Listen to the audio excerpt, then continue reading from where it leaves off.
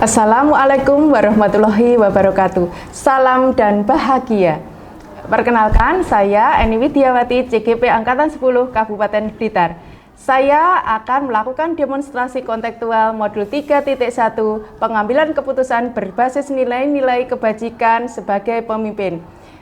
Di sini saya akan mewawancarai dua kepala sekolah. Yang satu adalah kepala sekolah di mana saya bertugas, yaitu UPT SMP Negeri 1 Nglegok, dan yang satunya nanti saya akan mewawancarai satu kepala sekolah lagi dari luar SMP Negeri 1 Nglegok. Mari kita ikuti wawancara saya.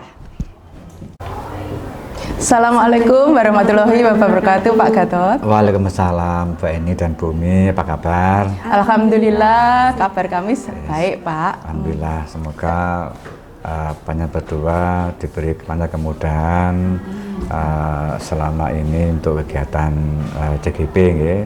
Dan saya yakin kegiatan ini kegiatan yang sangat bagus, yang luar biasa. Mohon dari itu diikuti dengan sebaik-baiknya, dan saya yakin nanti akan berdampak pada pribadi panjenengan selaku guru, ya, yang bertugas mengajar mendidik di sekolah, lalu juga berbentuk sekolah, yang mana panjenengan nanti bertugas bersama dengan CGP yang lain untuk menggerakkan semua guru agar kurikulum merdeka ini bisa dilaksanakan dengan sebaik-baiknya dan optimal, dan yang utamanya betul-betul diferensiasi, lalu berbentuk pada siswa, melayani pada siswa ini terwujud dengan baik. Tuh. Iya. Okay. Begini Pak Gatot, kami berdua, saya dan Bu Umi, ini akan melakukan demonstrasi kontekstual terkait modul 3.1 pengambilan keputusan berbasis nilai-nilai kebajikan sebagai pemimpin. Di sini saya akan mengganggu waktunya Pak Gatot. Tidak mengganggu. Okay. Kami akan mewawancarai Bapak terkait hal tersebut. Bisa kita mulai wawancara, Pak? Monggo. Begini Pak, selama ini bagaimana Bapak mengidentifikasi kasus-kasus yang merupakan dilema etika dan bujukan moral, Pak? Untuk dilema etika, dilema etika itu kasus yang di dalamnya itu muaranya adalah benar dan benar. Ya. Kalau yang bujukan moral itu benar salah. Ya. Maka dari itu seorang pemimpin ini dalam mengambil keputusan ini harus betul-betul berhati-hati, dan tetap harus menggunakan prosedur yang baik, Nah, untuk itu kepala sekolah harus mampu melakukan analisis kasus. Kemudian yang kedua, melihat siapa yang terlibat dalam kasus itu. Lalu yang ketiga, nilai apa saja yang bertentangan, ini juga kita identifikasi. Kemudian data dan fakta yang mendukung, serta melakukan uji kebenaran atau salah ini dilakukan, sehingga nanti kalau langkah-langkah dilakukan, maka keputusan yang diambil itu meminimalisir kesalahan. Jadi langkahnya tepat, baik, dan menjadi solusi yang sesuai dengan masalah yang dihadapi itu. Karena apa? Karena memang kadang-kadang permasalahan itu benar dan benar itu juga harus kita uji dulu. Ada skala prioritas. Lalu apalagi benar dan salah. Benar salah pun walaupun itu nampak jelas tapi tetap harus kita uji. Karena apa? Karena namanya pemimpin tidak boleh gegabah dalam mengambil keputusan. Dia harus betul-betul baik, harus betul-betul dianalisa dulu, lalu dilihat siapa saja yang terlibat, kemudian nilai apa saja yang bertentangan, kemudian didukung oleh data dan fakta, lalu kepala sekolah harus melakukan uji kebenaran dan kesalahan yang ada di dalam kasus itu. Itu menurut hemat saya. Ya, jawaban lengkap. Luar biasa. Untuk pertanyaan yang kedua, selama ini bagaimana Bapak menjalankan pengambilan keputusan di sekolah Bapak, terutama untuk kasus-kasus di mana ada dua kepentingan yang sama-sama benar atau sama-sama mengandung nilai kebajikan? Jadi dua-duanya benar Pak Gatot. Oh, nggih. Nggih. Jadi begini, mengenali bahwa ada nilai-nilai yang saling bertentangan atau yang dalam situasi ini menentukan siapa yang terlibat dan sebagainya. Kemudian terkait dengan kegiatan-kegiatan itu, ini ya benar-benar harus selektif kepala sekolah. Kepala sekolah harus betul-betul selektif, di mana dilema etika itu kan muaranya benar sama benar, benar sama benar. Maka dari itu ya harus kita skala prioritas, mana yang diambil urutan pertama dulu, lalu kedua, ketiga, sampai yang seterusnya. Nah, ini hal yang dilematis bagi kepala sekolah, namun harus bisa mengambil keputusan itu, harus berani mengambil sikap, harus menentukan langkah yang efektif, manakala dilema etika yang dalamnya benar sama benar. Nah, ini yang perlu kita perhatikan. Jadi kita harus melakukan skala prioritas, jadi itu. Iya, baik. Ini Pak, selanjutnya itu tadi kan sudah lengkap jawabannya, juga sudah sangat bagus sekali Pak. Ini langkah-langkah atau prosedur seperti apa yang biasa Bapak lakukan selama ini untuk menghadapi itu tadi, masalah itu tadi Pak? Jadi ini untuk mengambil langkah-langkah yang harus kita ambil. Pertama tadi kan kita harus melakukan analisa, sudah kita analisa, dan sampai terakhir kita harus benar-benar melakukan identifikasi dulu, identifikasi terkait dengan permasalahan atau kasus atau masalah yang terjadi. Setelah kita identifikasi masalahnya, lalu masalah itu perlu, karena itu masalah atau kasus, maka perlu ada penetapan solusi, harus ada penetapan solusi, ada penetapan cara.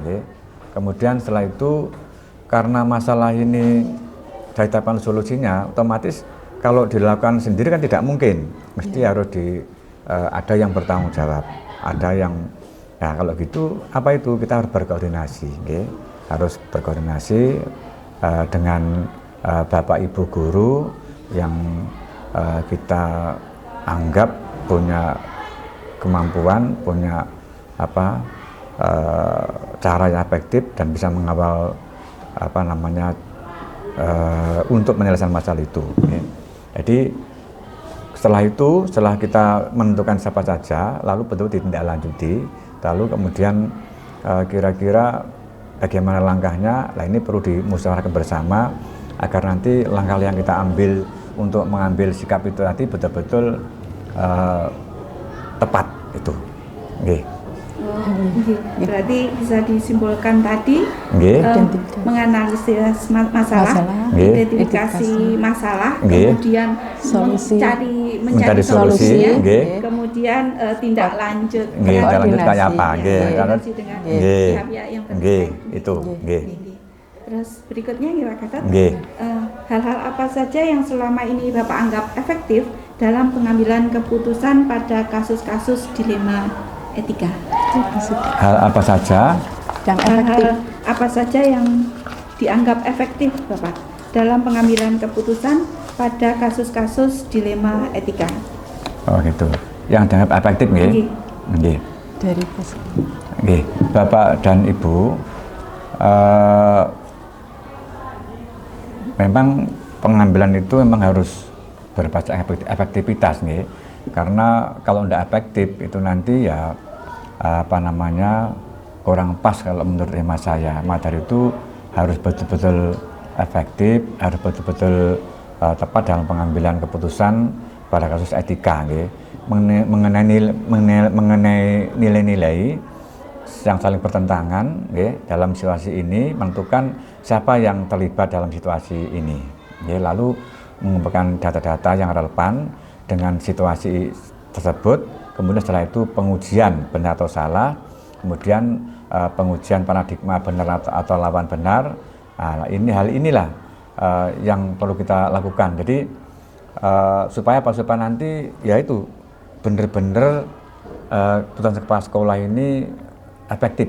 Jadi pertama yang perlu dilakukan oleh seorang pemimpin kepala sekolah, ini mengenali nilai-nilai yang saling bertentangan dalam situasi ini, lalu menentukan siapa yang terlibat dalam situasi ini, kemudian mengumpulkan fakta-fakta yang relevan dengan situasi ini, kemudian ada tindakan pengujian benar atau salah. Nah, pengujian paradigma benar atau salah ini pun kita harus juga berhati-hati. Kita tidak boleh menggegabah, karena sekali saja kita mengambil langkah yang gegabah dalam mengambil keputusan, maka menjadi masalah bagi lembaga. Tuh. Berpengaruh jangka jangka panjang dan pendek, itu berpengaruh.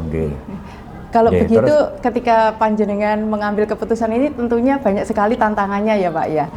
Kira-kira tantangan yang panjenengan hadapi itu seperti apa Pak? Bisa diceritakan monggo. Jadi selama yang saya rasakan, yang saya lihat, selama saya jadi pemimpin, karena kita itu kan tidak sendirian, jadi di dalam satu lembaga itu mesti banyak yang terlibat di situ. Nah, tantangan kita kadang-kadang orang atau tim yang kita ajak untuk mensolusikan masalah-masalah itu kurang berkomitmen. Ini komitmen itu yang menjadi masalah. Karena apa? Karena komitmen itu merupakan jiwa, merupakan ruh dalam mengambil satu keputusan, termasuk nanti mensolusikan. Ketika dari awal sampai akhir nanti kepemimpinan pemimpin dan timnya itu komitmen, itu saya kira nanti tindakan-tindakan yang kita ambil itu mesti akurat, dan itu akan menjadi kebenaran untuk secara jangka pendek maupun jangka panjang itu. Nanti tantangan komitmen dari timnya itu tantangan itu. Ya, kadang-kadang ada di antara kita itu tidak komitmen. Itu yang menjadi masalah. Sehingga dengan tidak berkomitmen satu individu pun itu akan berpengaruh dalam menyelesaikan masalah itu. Dan terus gini Pak, ketika itu tadi kan, ketika menyelesaikan permasalahan ini tadi, mencari solusi, apakah Bapak punya tata kala atau jadwal tertentu, atau Bapak langsung menyelesaikannya di tempat pada saat itu juga? Kalau misalnya ada jadwal, ada prosedur tata kalanya, kira-kira prosedur seperti apa yang Bapak jalankan selama ini? Jadi gini, pada kasus dilema etika yang bersifat ringan, biasanya langsung diselesaikan saat itu juga. Kalau ringan itu nanti kalau ditunda itu nanti malah ditunda menjadi tidak terselesaikan, karena rumusnya masalah itu segera terselesaikan. Rumusnya itu, kata kuncinya di situ. Nah, kalau nanti tidak diselesaikan maka menjadi berkepanjangan, itu malah tidak efektif. Maka dari itu kalau sifatnya itu ringan, maka diselesaikan pada saat itu. Namun pada masalah yang lebih besar diperlukan penjadwalan tertentu untuk menyelesaikan sesuai dengan prosedur. Jadi harus ada jadwalnya, dan itu harus dilalui dengan sebaik-baiknya, dan itu harus runtut. Jadi tersistem dengan baik atau bersistem dengan baik itu. Untuk selanjutnya Pak Gatot, terus adakah orang-orang yang membantu itu tetap orang-orang itu saja, atau memang berubah-ubah untuk membantu mengatasi permasalahan niku Pak, kasus-kasus yang ada?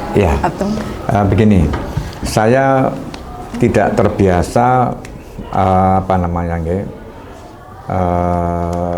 pelibatan itu orang-orang itu saja.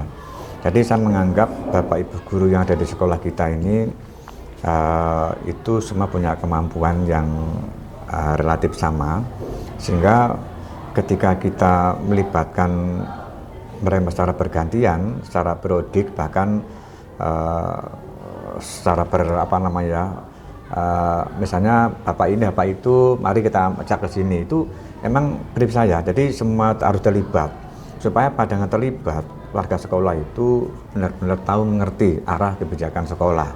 Dan ketika itu pelibatannya itu secara masif, dengan secara Bapak Ibu seluruh dilibatkan, itu insya Allah sekolah itu nanti pertumbuhannya akan semakin baik. Ketika ada problem atau masalah, itu saya yakin semua akan berpikir untuk segera menyelesaikan. Tapi kalau hanya kurang tertentu, yang lainnya tidak dilibatkan, itu nanti acap kali dia mungkin no respon, tidak mau membantu, membantu.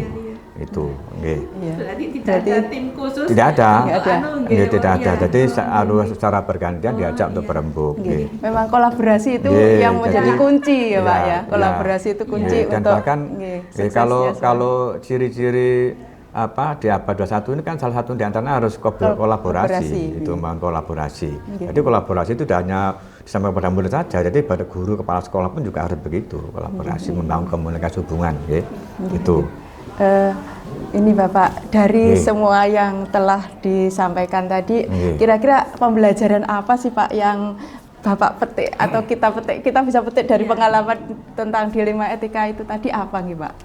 Jadi gini, kalau boleh saya simpulkan, jadi semua itu ada makna penting yang terkandung dalam situ, di mana seorang pemimpin, bahkan tim, bahkan Bapak Ibu guru yang terlibat dalam menyelesaikan kasus itu diberi balikan, umpan baliknya satu, kita tidak boleh gegabah. Jadi segala sesuatu masalah itu harus betul-betul diselesaikan dengan secara terstruktur. Jadi tadi sudah disampaikan harus melakukan analisa dulu. Jadi kita tidak boleh gegabah. Analisa itu mendalami. Lalu setelah itu siapa saja yang terlibat. Dengan begitu kita kan tidak boleh gegabah juga. Oh, yang terlibat adalah ini. Sehingga kita harus melakukan ukuran. Oh, harus begini loh langkah yang diambil. Lalu kemudian setelah itu perlu dipahami juga tentang bagaimana mensolusikan itu sendiri. Jadi arahnya jelas, masalah itu jelas. Apalagi tadi itu masalah yang menyangkut dengan dilema etika, benar sama benar, itu kan jaraknya tipis itu. Nah, ini nggak boleh sembarangan, kudu harus berhati-hati. Nah, itu kalau benar sama salah itu aja jelas, tapi itu pun harus didukung oleh data-data. Jadi kesimpulannya, ketika kita mengambil sikap, menentukan kebijakan, mengambil keputusan, tidak boleh gegabah. Jadi harus tetap menggunakan prosedur, melibatkan beberapa Bapak Ibu orang guru yang ajak kita untuk sharing, berdiskusi, agar keputusan yang kita ambil nanti sesuai dengan masalah yang terjadi. Terima kasih banyak. Kita sudah dibantu ini untuk 8 pertanyaan. Ini Pak, terima kasih sekali ya Pak, kita sudah mendapatkan pemahaman yang luar biasa. Terus tugas kita terkait dengan demonstrasi kontekstual ini sudah bisa terlaksana. Mudah-mudahan ini bermanfaat untuk kami sebagai calon guru penggerak. Dan nanti di waktu-waktu akan datang, apabila kami memerlukan wawancara lagi, Bapak bersedia nggih Pak? Selalu kita ganggu. Bersedia. Apalagi itu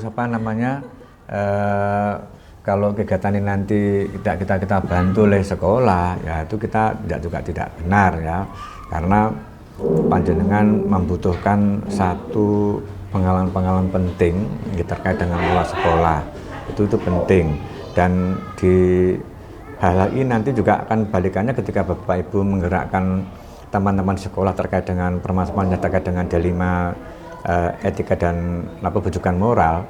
Itu juga nanti akan juga banyak pengalaman seperti itu, sehingga nanti dengan juga akan membantu sekolah bagaimana kecepatan dalam menyelesaikan masalah, karena butuh kecepatan menyelesaikan masalah itu. Terima kasih ya Pak ya. Cukup sekian, nanti kita sambung lagi di lain waktu. Assalamualaikum warahmatullahi wabarakatuh. Waalaikumsalam warahmatullahi wabarakatuh. Mohon pamit. Semoga sukses luar biasa. Amin. Selanjutnya saya akan mewawancarai Kepala UPT SD Sumber Asri 4, Bapak D. Pugo Santoso. Assalamualaikum warahmatullahi wabarakatuh, Pak Pugo. Waalaikumsalam warahmatullahi wabarakatuh. Pak Pugo, bagaimana kabarnya? Alhamdulillah sehat, luar biasa. Alhamdulillah. Begini Pak Pugo, saya mengganggu waktunya apa tidak ya Pak ini? Tidak. Oh tidak, Alhamdulillah saya akan mewawancari Bapak terkait dengan pengambilan keputusan berbasis nilai-nilai kebajikan sebagai pemimpin. Boleh Pak ya saya wawancara? Oh boleh. Terima kasih kalau boleh. Begini Pak, yang pertama saya ingin menanyakan selama ini bagaimana cara Bapak mengidentifikasi kasus-kasus yang merupakan dilema etika dan bujukan moral Pak? Terima kasih Mbak. Ketika kita ada kegiatan di sekolah itu mesti muncul berbagai permasalahan. Salah satunya mungkin adalah ketika anak-anak itu belajar untuk menentukan nilai akhir, ini kadang-kadang menjadi permasalahan tersendiri. Ada anak-anak yang sebenarnya secara moral bagus, secara etika bagus, dan dia anaknya juga rajin, tapi karena pandai itu adalah takdir, maka dia tidak punya prestasi di bidang akademik yang cukup tinggi. Nah, itu termasuk dilema yang kita hadapi di sekolah ini. Tapi ada juga kasus yang bersifat benar berlawanan dengan ketidakbenaran. Artinya ketika kita mengambil keputusan itu berarti yang tidak benar ya harus kita hentikan kan gitu. Iya. Terus selama ini bagaimana cara Bapak mengambil keputusan jika ada dua kepentingan yang sama-sama benar atau mengandung nilai kebajikan itu tadi Pak? Ya, seperti yang saya sampaikan tadi Ibu Eni ya, ketika pengambilan keputusan untuk menentukan nilai pada anak-anak, nilai anak-anak ini seharusnya misalnya dalam ulangan harian ketika di rata-rata nilai akhir dia hanya mendapatkan nilai kurang lebih sekitar 50 lah atau mungkin di atasnya sedikit. Tapi anak ini punya perilaku yang bagus, punya perilaku yang cukup kita pandang sebagai perilaku yang luar biasa. Dia rajin, menghormati Bapak Ibu guru, kata-katanya juga sopan. Nah ini harus kita bersikapi bahwa dia nilai sikap nanti akan menjadi pertimbangan tersendiri dalam menentukan nilai rapotnya atau nilai laporan yang diberikan kepada orang tua walinya. Iya, terima kasih Bapak. Kalau begitu, adakah langkah-langkah atau prosedur yang Bapak gunakan untuk menyelesaikan masalah tersebut? Baik, langkah-langkah kita ambil yang pertama kita tentunya dari hasil identifikasi itu kita rapat dewan guru, artinya kita sampaikan kepada Bapak Ibu guru permasalahan-permasalahan yang kita hadapi di sekolah ini, termasuk salah satunya adalah menentukan nilai pada peserta didik kita. Nah setelah kita selesai mengadakan rapat kepada dewan guru dan Bapak Ibu guru punya kesepakatan yang sama, kita bawa ke komite yang nantinya akan mengundang ke semua orang tua wali. Kita sampaikan sistem penilaian ini pada orang tua wali. Kalau orang tua wali sepakat ya kita laksanakan, kalau tidak ya kita tidak laksanakan. Tapi alhamdulillah ketika itu kita bawa kepada orang tua wali, semuanya mensepakati hal itu. Jadi yang pertama identifikasi dulu. Setelah identifikasi dirapatkan bersama dewan guru untuk menghasilkan suatu kesepakatan untuk dibawa ke komite atau paguyuban ya Pak. Ya. Terus menurut Bapak dari cara-cara yang sudah Bapak gunakan tadi yang paling efektif itu yang mana Pak? Sebenarnya gini Mbak, kalau kita mengatakan efektif, dua-duanya efektif. Jadi karena kita ini kan di sekolah ini, saya sebagai kepala sekolah tentu nggak bisa bekerja sendiri. Tentunya saya dibantu oleh Bapak Ibu guru. Nah, di samping itu untuk pengawasan berikutnya orang tua wali perlu kita libatkan supaya nanti dalam pelaksanaan kegiatan bisa berjalan dengan baik. Saya yakin dua-duanya efektif, hanya waktu aja yang menentukan itu. Ya baik, jadi dua-duanya efektif ya Pak. Terus selama ini adakah tantangan yang Bapak hadapi selama ini itu apa Pak? Sebenarnya tantangannya ada pada pelaksanaan. Kalau Bapak Ibu guru komitmen dengan menentukan nilai sikap itu tidak masalah, tapi yang jadi masalah kadang-kadang Bapak Ibu guru itu enggan menuliskan perilaku anak yang kurang baik. Nah sehingga itu akan mengganggu sistem penilaian yang kita jalankan. Begitu. tantangan yang kita hadapi begitu. Iya, berarti dalam pelaksanaannya ya Pak, komitmen Bapak Ibu guru untuk melaksanakan kesepakatannya tadi. Tapi tidak semuanya. Tidak semuanya, hanya beberapa mungkin ya Pak. Ya, beberapa. Ini dalam menyelesaikan kasus itu tadi, apakah Bapak langsung menyelesaikannya di tempat atau mungkin ada jadwal tertentu? Kalau ada, prosedurnya seperti apa Pak? Kita punya jadwal pertemuan atau rapat dinas itu minimal 2 minggu sekali. Jadi dalam 2 minggu sekali kita mesti mengadakan rapat dinas dengan teman-teman, termasuk salah satunya mengevaluasi daripada kegiatan-kegiatan yang sudah kita canangkan atau sudah kita programkan dalam pelaksanaannya, apakah ada kendala apa tidak. Itu sebenarnya tapi ketika ada hal-hal yang seharusnya segera kita selesaikan, ya mungkin saya langsung mengundang Bapak Ibu guru untuk segera berkumpul di ruang guru, mungkin waktu istirahat atau mungkin anak-anak pulang sekolah, itu biasanya seperti itu. Berarti tergantung dari urgensinya ya Pak? Iya. Dan sebetulnya ada jadwal khusus. Ada, ya. Ya, radinnya secara berkala tadi. Iya. Terus Bapak, apakah ada orang atau faktor-faktor yang mempermudah Bapak dalam menyelesaikan masalah ini, Pak? Ada. Sebenarnya yang mempermudah itu malah justru paguyuban. Jadi paguyuban ini kan orang tua wali murid. Sehingga kalau ada hal-hal yang belum sesuai dengan hasil keputusan, biasanya paguyuban ini menghubungi saya, karena nomor saya ada di paguyuban semuanya. Iya. Demikian. Iya. Berarti paguyubannya selalu terlibat ya Pak ya, dilibatkan karena mereka itu yang membantu perkembangan sekolah dan membantu perkembangan anak didik di sekolah itu juga ya Pak ya. Betul. Jadi paguyuban tidak hanya dalam bidang itu Mbak ya. Jadi tidak hanya dalam pengawasan pembelajaran. Paguyuban juga kita libatkan dari berbagai hal. Misalnya kalau kita ada kegiatan siswa yang misalnya kita mengundang dari dinas luar gitu. Nah biasanya Pak Paguyuban melalui perwakilan kita undang juga supaya mengetahui dan berikan respon yang positif pada sekolah ini. Wah, luar biasa sekali ya Pak ini. Ini Pak, dari yang sudah Bapak sampaikan tadi, pengalaman apa, pembelajaran apa yang Bapak petik kira-kira? Iya, kalau menurut saya yang paling bagus adalah bagaimana kita komunikasi dengan semuanya. Jadi komunikasi dengan Bapak Ibu guru, komunikasi dengan komite dan paguyuban. Kalau kita sudah bisa komunikasi dengan baik, saya yakin dengan demikian mereka akan mendukung kegiatan sekolah ini dengan luar biasa. Ya. Baik, berarti intinya komunikasi itu adalah kunci dari keberhasilan ya Pak ya. Betul. Ya. Terima kasih Bapak atas wawancara kita hari ini. Saya mendapatkan banyak hal terkait dengan bagaimana pengambilan keputusan berbasis nilai kebajikan sebagai pemimpin yang baik. Ya. Terima kasih Pak ya waktunya. Sama-sama. Kemudian kalau misalnya suatu saat saya memerlukan wawancara lagi boleh ya Pak? Boleh, ya? Silakan ya. Terima kasih Pak, saya pamit dulu. Ya. Assalamualaikum warahmatullahi wabarakatuh.